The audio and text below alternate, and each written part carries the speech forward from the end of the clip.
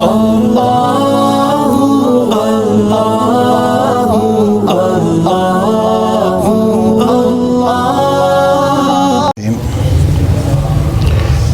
التطوع فی البیت۔ حدثنا عبد الاعلی بن حماد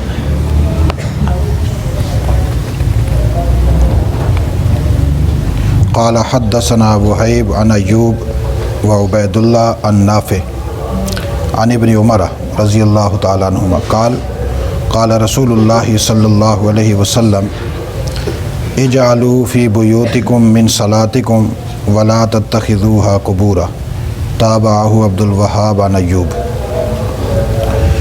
امام بخاری رحمۃ اللہ تعالی علیہ نے باب کو عنوان دیا ہے گھر کے اندر نفلی نماز پڑھنے کے متعلق کہ نفلی نماز انسان کو گھر میں پڑھنی چاہیے، چونکہ فرض نماز مسجد میں پڑھی جاتی ہے، جماعت کے ساتھ پڑھی جاتی ہے، اس کے علاوہ باقی سنتیں ہوتی ہیں اور نوافل ہوتے ہیں۔ اہل محلہ جو محلے میں رہنے والے لوگ ہوتے ہیں ان کو چاہیے کہ یہ سنتیں گھر میں پڑھیں، چاہے وہ نماز سے پہلے والی ہوں یا نماز سے بعد والی ہوں۔ اس کی وجہ یہ ہے کہ تاکہ عبادت کی خیر و برکت گھر میں بھی رہنی چاہیے۔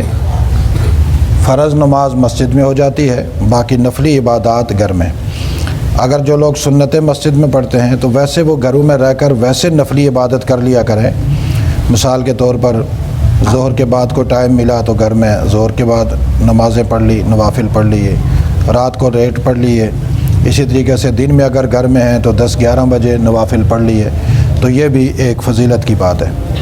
چونکہ حضرت عبداللہ بن عمر رضی اللہ تعالیٰ عنہما کہتے ہیں رسول اللہ صلی اللہ علیہ وسلم نے ارشاد فرمایا اجعلوا فی بیوتکم من صلاتکم، تم اپنی نماز کا کچھ حصہ اپنے گھروں میں بھی رکھا کرو، ولا تتخذوها قبورا، اور اپنے گھروں کو قبرستان نہ بناؤ۔ اب دیکھیے یہاں رسول اللہ صلی اللہ علیہ وسلم نے فرمایا کہ کچھ حصہ اپنی نمازوں کا گھروں کے لیے رکھو، یعنی نفلی نماز اب کوشش کیا کرو گھروں میں پڑھنے کی۔ اور اگر گھر میں تم نماز نہیں پڑھو گے تو تمہارے گھر قبرستان بن جائیں گے۔ اس کا مطلب یہ ہے کہ جیسے قبرستان پہ نماز نہیں پڑھی جاتی، ایسے ہی جب گھر میں آپ نفل نہیں پڑھو گے تو گھر قبرستان نظر آئے گا۔ یا یہ ہے کہ جس طریقہ سے مردے قبرستان میں نماز نہیں پڑھتے، اسی طریقہ سے تم بھی اگر اپنے گھر میں نماز نہیں پڑھو گے تو گویا تمہارا گھر قبرستان ہے اور تم مردے ہو، مردوں کی ساتھ تمہاری نسبت ہے۔ اس حدیث سے یہ واضح ہو گیا کہ گھروں کے اندر نفلی نماز کا اہتمام ضروری ہے۔ اور یہ جو 5 وقت کی ہم نماز پڑھتے ہیں، اس کے علاوہ بھی تہجد آدمی گھر میں پڑھے، اسی طریقہ سے اشراق کے نوافل گھر میں پڑھے، چاشت کے پڑھے، اور اوابین وغیرہ وہ گھر میں پڑھے، یہ زیادہ مناسب ہے۔ آگے باب ہے باب فضل الصلاۃ فی مسجد مکہ والمدینہ۔ اس باب میں امام بخاری رحمۃ اللہ تعالی علیہ مکہ کی مسجد کی نماز کی فضیلت اور مدینہ کی مسجد کی فضیلت، نماز کی فضیلت بیان کرنا چاہ رہے ہیں۔ چونکہ حرم مکہ یہ بھی فضیلت والا ہے، حرم مدینہ یہ بھی فضیلت والا ہے۔ مکہ بیت اللہ کی وجہ سے فضیلت والا ہے، اور مدینۃ الطیبہ مسجد نبوی اور خود رسول اللہ صلی اللہ علیہ وسلم کے روضہ اقدس کی وجہ سے فضیلت والا اور شان والا ہے۔ اس باب کے ضمن میں امام بخاری رحمۃ اللہ تعالی علیہ نے حدیث نقل کی ہے عن ابی ہریرہ رضی اللہ تعالی عنہ عن النبی صلی اللہ علیہ وسلم قال لا تشد الرحال الا ثلاثۃ مساجد المسجد الحرام و مسجد الرسول و مسجد الاقصی۔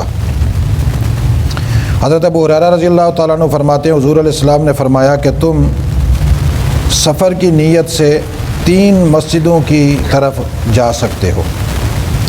ایک مسجد حرام ہے، ایک مسجد نبوی ہے، اور ایک مسجد اقصی ہے۔ اس کا مطلب یہ ہے کہ ایک انسان یہ نیت کرے کہ میں حرم مکہ جا کر یہ نماز پڑھوں گا، یہ نوافل پڑھوں گا، تو یہ نیت صحیح ہے۔ میں حرم مدینہ جا کر یہ نماز پڑھوں گا تو یہ نیت صحیح ہے، یا میں بیت المقدس جا کر مسجد اقصیٰ میں نماز پڑھوں گا، اس کے لیے سفر اختیار کیا جائے تو وہ بھی صحیح ہے۔ کیوں؟ اس لیے کہ ان جگہوں پر نماز پڑھنے میں انسان کو زیادہ فضیلت حاصل ہوتی ہے۔ ان 3 جگہوں کے علاوہ دنیا بھر کی جتنی مساجد ہیں وہ سب مساوی ہیں، برابر ہیں۔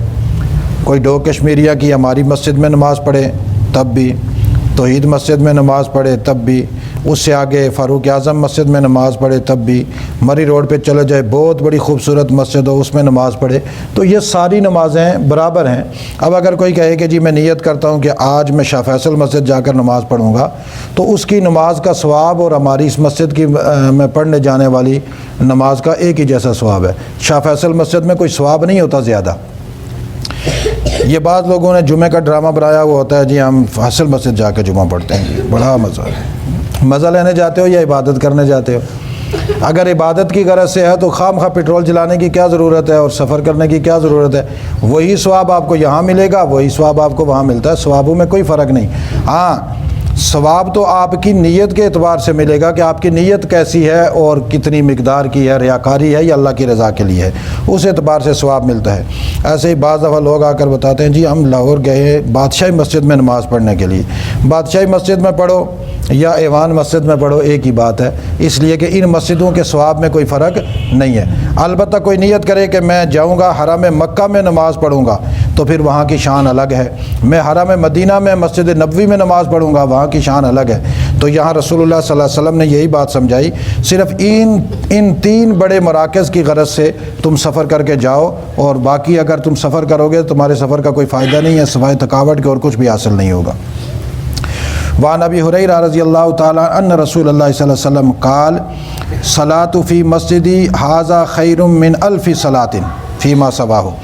اس روایت میں رسول اللہ صلی اللہ علیہ وسلم نے فرمایا کہ میں محمد کی اس مسجد میں پڑھی جانے والی نماز دوسری نمازوں سے 1000 درجے میں بہتر ہے۔ خیر من الف صلاۃ، یعنی یہ اس میں 1000 نماز کا ثواب ملتا ہے۔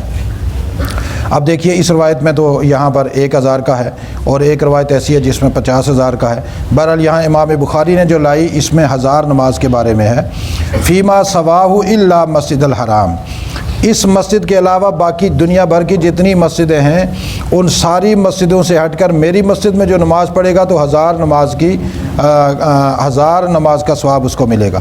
ہاں مسجد حرام اس سے مستثنا ہے، چونکہ مسجد حرام میں جو ثواب ملتا ہے وہ 1,00,000 کا ملتا ہے، تو مسجد حرام اس سے یعنی مکۃ المکرمہ والی وہ مستثنا ہے، باقی میری مسجد میں یہاں اتنا ثواب ملے گا۔ تو یہ حضرت ابو ہریرہ رضی اللہ تعالیٰ عنہ نے خبر دی۔ آگے چھوٹا سا باب ہے، اس میں مسجد قباء کے متعلق ہے۔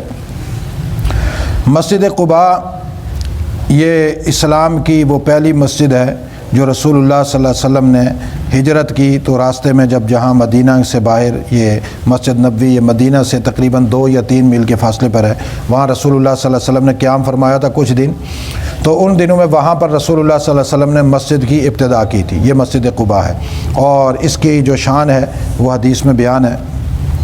رسول اللہ صلی اللہ علیہ وسلم ہر ہفتے والے دن مسجد قباء جایا کرتے تھے اور وہاں پر جا کر نماز پڑھا کرتے تھے۔ آپ صلی اللہ علیہ وسلم کی اتباع کرتے ہوئے حضرت عبداللہ بن عمر رضی اللہ تعالیٰ عنہما وہ بھی جایا کرتے تھے قباء مسجد میں ہفتے والے دن، اور جاتے چاشت کے وقت میں تھے اور چاشت کے وقت میں جا کر وہاں پر نماز پڑھا کرتے تھے۔ اور چونکہ یہ رسول اللہ صلی اللہ علیہ وسلم کا طریقہ کار تھا تو اسی اعتبار سے حضرت عبداللہ بن عمر بھی یہی کیا کرتے تھے۔ عن نافع ان ابن عمر کان لا یصلی من الضحیٰ الا فی یومین۔ حضرت نافع فرماتے ہیں کہ میں نے عبداللہ بن عمر کو دیکھا کہ وہ چاشت کی نماز 2 دفعہ پڑھا کرتے تھے۔ ایک وہ دن یقدم بمکہ تھا جب آپ مکہ میں آتے، فإنہ کان یقدمها ضحیٰ فیطوف بالبیت ثم یصلی رکعتین خلف المقام۔ آپ جب مکہ میں آتے تو چاشت کے وقت آپ بیت اللہ میں جاتے اور وہاں پر آپ طواف کرتے بیت اللہ کا، اس کے بعد مقام ابراہیم کے پیچھے 2 رکعتیں واجب الطواف پڑھتے، اور پھر وہاں پر آپ مسجد حرام میں جو ہے نا حضرت عبداللہ بن عمر چاشت کی نماز پڑھا کرتے تھے۔ وَيَوْمَ يَأْتِي مسجد قباء، اور دوسرا وہ اس دن آپ چاشت کی نماز پڑھا کرتے تھے جب آپ قباء کی مسجد میں آتے۔ کیوں؟ فَإِنَّهُ كَانَ يَأْتِيهِ كُلَّ سَبْتٍ، ہر ہفتے والے دن آپ قباء میں آتے۔ فَإِذَا دَخَلَ الْمَسْجِدَ، تو جب وہ مسجد میں داخل ہوتے تو اس بات کو ناپسند کرتے کہ بغیر نماز پڑھے ہوئے ایک مسجد قباء سے باہر نکلے۔ کیوں؟ اس لیے کہ حضرت نافع کہتے ہیں کہ حضرت عبداللہ بن عمر نے فرمایا کہ رسول اللہ صلی اللہ علیہ وسلم ہر ہفتے والے دن قباء مسجد میں آیا کرتے تھے، چاہے پیدل چل کر آئیں یا سواری میں سوار ہو کر آئیں۔ کان یزورہ راکباً و ماشیاً، کبھی تو آپ صلی اللہ علیہ وسلم پیدل وہاں جایا کرتے تھے اور کبھی سوار ہو کر جاتے تھے، لیکن ہر ہفتے والے دن قباء مسجد میں جایا کرتے تھے۔ اور حضرت عبداللہ بن عمر کا بھی یہی طریقہ ہے کہ عبداللہ بن عمر بھی جایا کرتے تھے، اور حضرت عبداللہ بن عمر نے فرمایا کہ میں وہی کر رہا ہوں جو میرے ساتھی صحابہ کرام کرتے ہیں۔ کیوں؟ اس لیے کہ میرے ساتھی صحابہ کرام بھی یہی عمل کیا کرتے تھے، قباء مسجد میں آتے تھے ہفتے والے دن اور آ کر نماز پڑھا کرتے تھے۔ میں بھی ان کی پیروی میں کرتا ہوں، چونکہ صحابہ کرام رسول اللہ صلی اللہ علیہ وسلم کی پیروی میں کیا کرتے تھے۔ رہ گئی بات کہ میں چاشت کے وقت آتا ہوں، تو یہ چاشت کے وقت میں آنا یہ میرا طریقہ ہے، میں نے صحابہ کو دیکھا۔ باقی اگر کوئی آدمی کسی اور وقت میں آ کر نماز پڑھے تو اس کو میں منع نہیں کرتا۔ ولا امنع احدا ان صلی فی ای ساعۃ شاء من لیل او نہار، کہ دن میں یا رات میں کسی بھی وقت کوئی پڑھے تو میں اس سے منع نہیں کرتا، البتہ میرا طریقہ یہی ہے کہ میں ایسے وقت کے اندر جو ہے نا آ کر نماز پڑھتا ہوں، اس لیے کہ میں نے صحابہ کرام کو دیکھا، دیگر صحابہ کرام کو، اور ظاہر ہے صحابہ کرام نے رسول اللہ صلی اللہ علیہ وسلم کو دیکھا تھا۔ بہرحال یہاں اس باب میں یہ فضیلت بیان ہوئی کہ حضرت عبداللہ بن عمر رضی اللہ تعالیٰ عنہما مکہ میں آتے تو چاشت کے وقت میں آتے تھے اور وہاں نفل پڑھا کرتے تھے، مسجد قباء میں آتے تو وہاں پر بھی یہی وقت رکھتے تھے، نوافل بھی پڑھا کرتے تھے۔ اور یہ جو مسجد قباء ہے اس میں جو نفل پڑھے جاتے ہیں، آگے والی روایت میں بھی آ جائے گا کہ جو آدمی 2 نفل مسجد قباء میں پڑھتا ہے تو اس کو ثواب ملتا ہے عمرے کا، یہ اس کی شان ہے۔